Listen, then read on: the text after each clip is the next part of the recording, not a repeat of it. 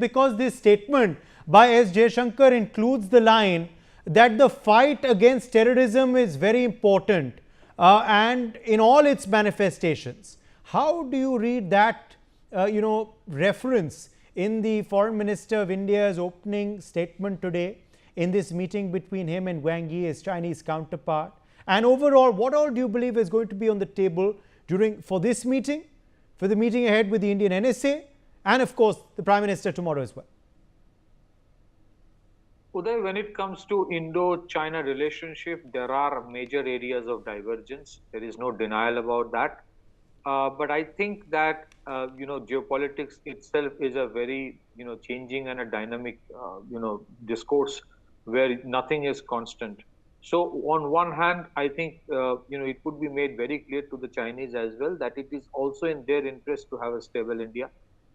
Secondly, in the aftermath of what has happened in the last few months and certain amount of tension with United States that we have, I think there is also a realization in China that India is not a lackey of US.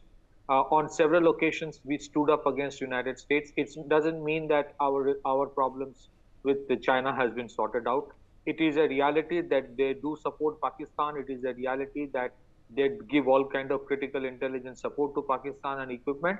And I think India has found its own way of dealing with it by arming countries like Philippines and Vietnam, which do have a problem with China. So I think we will reach an equilibrium in that sphere. On the issue of business, let me put it like this. There is still a certain amount of dependence that India has, especially in areas of rare earth elements, fertilizers, active pharma ingredients for pharmaceuticals. So on those areas, I think a certain amount of trade has already started. It had stopped in between. We have also witnessed how China started taking diesel from Nayara Energy, which had been put under sanction by European Union. So you see certain shoots here and there. It doesn't mean that everything has been sorted out. If you look at the recent recommendation of Niti Aayog, which had recommended 24% stake by Chinese companies in Indian companies in non-sensitive sectors, I don't know whether it will be approved by the government of India or not.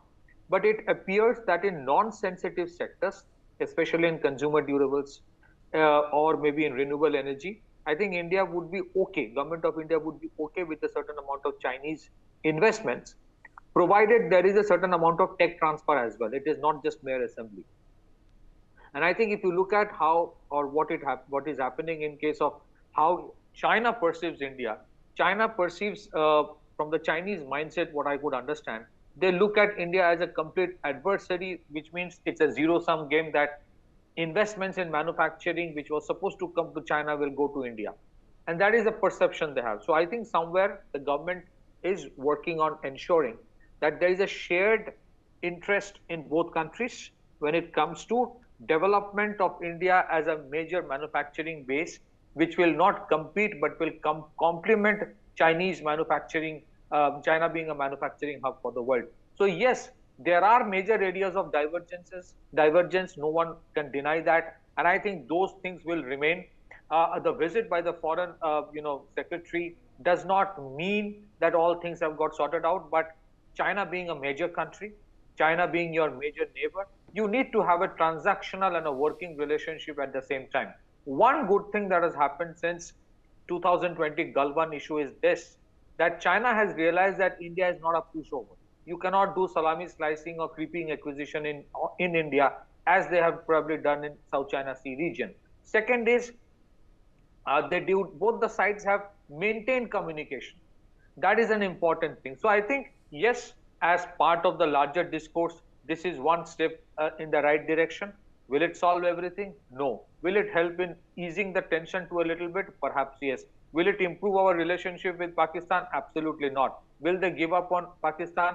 No question that they will not. But I think somewhere they have understood that India would reciprocate in a similar way. And it's pretty clear when it comes to India's military preparedness that it is irrespective of whatever China gives to Pakistan, India is well capable of dealing with it, and that has been demonstrated. And I think India has also shown it well that if push comes to a shove, India has enough capability to reach to the farthest of the regions of China, and eventually an equilibrium is reaching. We have a tough road ahead, but the government, it appears, is positive in terms of opening certain sectors which are non-sensitive in terms of Chinese Gautam, manufacturing there technology. are sticky issues, of course.